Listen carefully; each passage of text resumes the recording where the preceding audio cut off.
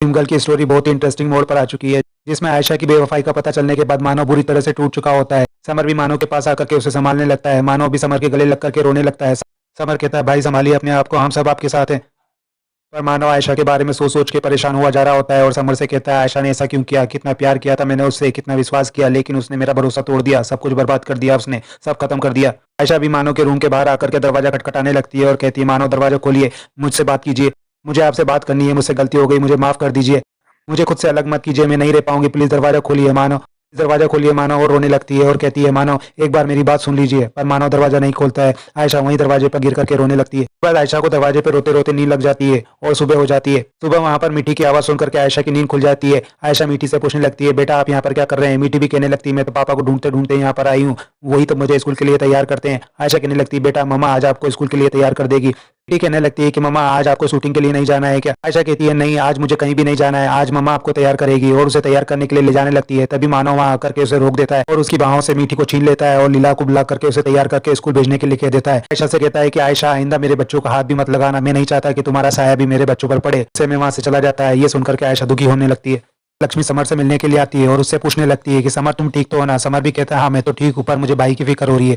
जो इंसान आज तक सबको संभालते हुए आया है, आज वही टूट करके बिखर गया है। लक्ष्मी भी कहने लगती है, पता है राज, जब मैं आयशा जी की सच्चाई सबके सामने लाने की कोशिश कर रही थी ना, तब मेरे दिमाग में भी ये बात जरूर आई थी कि मानव जी को जब आयशा जी की सच्चाई का पता चलेगा तो उनका दिल टूट जाएगा। ऐसा लगता है कि कहीं मैंने ही तो नहीं बहुत बड़ी गलती कर दी, था वैसा चलने देना था, चुपचाप यहाँ से चली जाती, धीरे धीरे खुद को संभाल लेती। समर कहने लगता है कि लक्ष्मी तुम खुद को क्यों दोष दे रही हो, जिस इंसान की जैसी नीयत होती है ना, वो एक ना एक दिन तो सामने आ ही जाती है। वो आ जाए या कुछ दिनों बाद, गलती से बहाना तुम बन गई, लेकिन बहाना कोई भी होता ना तो भी आयशा भाभी की फितरत तो सबके सामने एक ना एक दिन आनी थी। तो अच्छा हुआ आज पता चल गया। मानो भाई की तो अभी एक और जिंदगी भी है, उनकी फिल्में है, नवरंग स्टूडियो है। कल से अगर भाई पूरी तरह से भाभी पर डिपेंड हो जाते और तब जाकर के उन्हें पता चलता तो वो क्या करते। लक्ष्मी कहती है, राज तुम मानव सर को बिखरने मत देना। समर भी कहता है, हम सब उनके साथ है, मॉम डैड को भी कॉल कर दिया है, वो भी शाम तक आ जाएंगे, उनकी पूरी फैमिली उनके साथ। तभी वहां पर आयशा आ जाती है और समर से कहने लगती है कि समर मुझे तुमसे कुछ बात करना है। ये सुनकर के लक्ष्मी वहां से चली जाती है। आयशा समर से कहने लगती है, क्या समर तुम्हें वाकई में ऐसा लगता है कि हमारी फैमिली को टूट जाना चाहिए। मानव मुझसे बात नहीं कर रहे हैं, मेरी कोई बात नहीं सुन रहे हैं, मुझे नहीं लगता कि तुम्हें एक बार मेरे लिए मानव से बात करनी चाहिए। क्या वाकई में मैं आज तक इस घर के लिए कुछ नहीं किया है। तभी समर कहता है, पता है भाभी, माँ ने आपको कभी भी इस फैमिली का हिस्सा नहीं समझा, लेकिन फिर भी हम लोगों ने कभी भी आपको इस बात का एहसास नहीं होने दिया। हमेशा ही आपको उतना मान सम्मान, उतना ही प्यार दिया जितना कि एक शरीन फैमिली की बहू को मिलना चाहिए। इसलिए नहीं कि आप ड्रीम गर्ल आयशा शरीन थी, इसलिए कि आप मानो भाई का प्यार थी, उनकी बीबी हो। लेकिन आज मुझे समझ में आया कि मॉम कितनी सही थी। मानो भाई जैसे सीधे साधे आदमी को आपने धोखा दिया।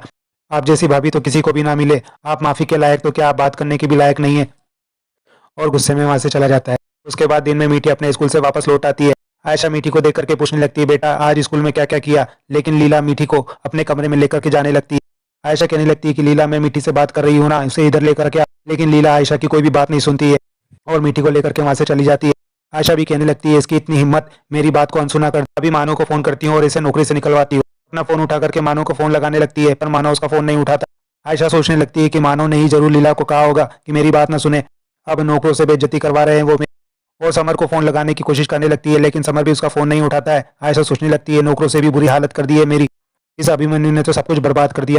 उसके बाद शाम को सभी लोग डिनर कर रहे होते, तभी आयशा भी डिनर के लिए डाइनिंग टेबल पर आकर के बैठ जाती है। मानव आयशा को अपने पास में बैठा हुआ देख करके परेशान होने लगता है और बिना खाना खाए वहां से उठ करके चला जाता है। ये देख करके डॉली भी अपना खाना छोड़ करके वहां से उठ करके चली जाती है। प्रेम जी और समर भी बिना खाना खाए टेबल से उठ करके चले जाते हैं। आयशा वहां पर सिर्फ अकेले बैठे सोचने लगती है और परेशान होने लगती है और गुस्से में आकर के अपनी प्लेट उठा करके फेंक देती है। उसके बाद आयशा परेशान होकर के मानव के पास जाकर के कहने लगती है कि मानव मुझे आपसे कुछ बात करना है। पर मानव उसकी कोई बात नहीं सुन रहा होता है और अपना लैपटॉप और तकिया लेकर के वहां से चला जाता है। उसके बाद अगले दिन सुबह आयशा की नींद खुलती है और उसे मानव की किसी से बात करने की आवाज आ रही होती है। वो आयशा की फिल्म के बारे में बात कर रहा होता है और कह रहा होता है कि फिल्म की रिपोर्ट बहुत अच्छी आई है, सभी ने फिल्म को 4 स्टार रेटिंग दी है, सभी जगह सारे शोज हाउसफुल जा रहे हैं। और डिस्ट्रीब्यूटर से कहने लगता है कि इस साल की बेस्ट एक्ट्रेस का अवार्ड तो आयशा को ही जाएगा। तभी आयशा भी वहां आ जाती है और मानव से कहने लगती है कि जताते नहीं है लेकिन छुपाना भी तो नहीं आता है, मुझ पर इतना गुमान है। और सबसे कहते हैं कि आयशा सरीन की फिल्म हमेशा सुपरहिट होती है, मेरी फिल्म की इतनी फिक्र है। और फिर कहते हैं कि मोहब्बत नहीं है, बहुत मोहब्बत करते हैं ना आप मुझसे। और उसके गले में हाथ डालने लगती है। माना उसका हाथ हटाते हुए कहता है कि आयशा लोगों को या तो गलतफहमी होती है या खुशफहमी होती है, लेकिन तुम्हें तो दोनों हो गई है। खुशफहमी इस बात की कि मैं तुम्हारी तारीफ कर रहा था और गलतफहमी इस बात की कि मुझे तुम्हारी फिक्र। आयशा, तुम भूल रही हो कि ये फिल्म नवरंग स्टूडियो की है और मैं इस फिल्म का प्रोड्यूसर हूँ, और बदकिस्मती से तुम इस फिल्म की हीरोइन। मैं अपनी फिल्म की तारीफ कर रहा था। आयशा कहती है, आप इससे पहले कभी भी मुझसे नाराज नहीं हुए हैं ना? तो रूठे हुए एकदम से छोटे बच्चे जैसे लगते हैं। उसे मनाने की कोशिश करने लगती है और कहती है कि आप मेरे लिए कोई तोहफा लेकर के नहीं आए। हर बार जब मेरी फिल्म रिलीज होती है तो आप मेरे लिए तोहफा लेकर आते हैं। ये सुनकर के मानो हंसने लगता है और कहता है कि आयशा शरीफ, कहते हैं कि एक एक्टर को कैमरे के सामने बेशर्म होना पड़ता है, पर तुम तो असल जिंदगी में बेशर्म हो। और कहता है, आयशा, तुम तोहफे की बात करती हो, जो तोहफा तुमने मुझे दिया है ना, उसके आगे तो किसी भी तोहफे की कोई कीमत नहीं है। जिंदगी भर याद रहेगा मुझे तुम्हारा तोहफा। और गुस्से में वहां से चला जाता है। आयशा भी सोचने लगती है कि कैसे मनाऊं, लेकिन तभी रिमोट उठा करके टीवी पर अपनी फिल्म की न्यूज सुनने लगती है, जिसमें उसकी फिल्म की सारे चैनल तारीफ कर रहे होते हैं। अपनी फिल्म को मिल रही तारीफों को सुनकर के आयशा खुश होने लगती है और आयशा को बधाई देने के लिए आयशा के घर के बाहर उसके फैंस की भीड़ लग जाती है।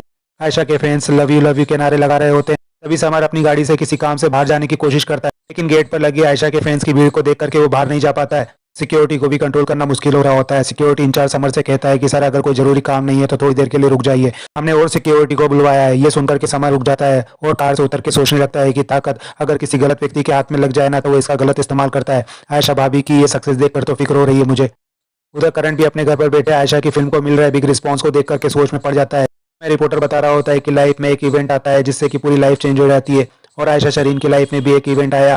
पहले तो लोग सिर्फ उनसे प्यार करते थे, लेकिन अब तो लोग उन्हें चाहते हैं, उनकी पूजा करते हैं। लोगों ने तो उन्हें महान पर्सनालिटी का खिताब दे दिया है। जब से आयशा शरीन ने लक्ष्मी माथुर को माफ किया है, हर सिनेमाघर के बाहर पहले से ही हाउसफुल का बोर्ड लग चुका है। रिपोर्टर की बातें सुनकर के करण भी सोच में पड़ जाता है। तभी उसका फोन बजने लगता है। वो देखता है तो उस पर रिपोर्टर का ही फोन आ रहा होता है।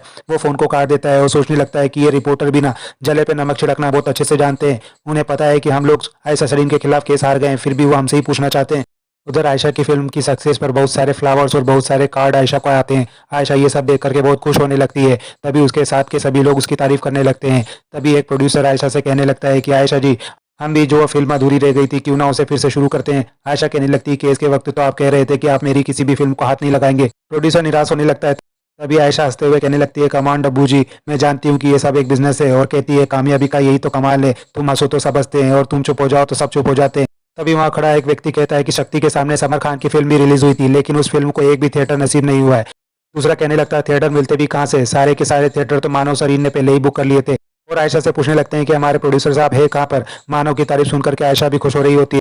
उधर मानव भी घर पर फोन पर ही सारे डिस्ट्रीब्यूटर से फिल्म की अपडेट ले रहा होता है और फिल्म की सक्सेस को देख करके खुश हो रहा होता है और फोन अटेंड कर करके थक चुका होता है। फोन रखने के बाद उसे अपने घर के बाहर आयशा के फैंस का शोर सुनाई दे रहा होता है। वो आयशा के वी लव यू के नारे ही लगा रहे होते हैं। तभी आयशा भी वहां पर आ जाती है और मानव के गले लग करके कहने लगती है कि हमने कर दिखाया मानव, हमने फिर से कर दिखाया।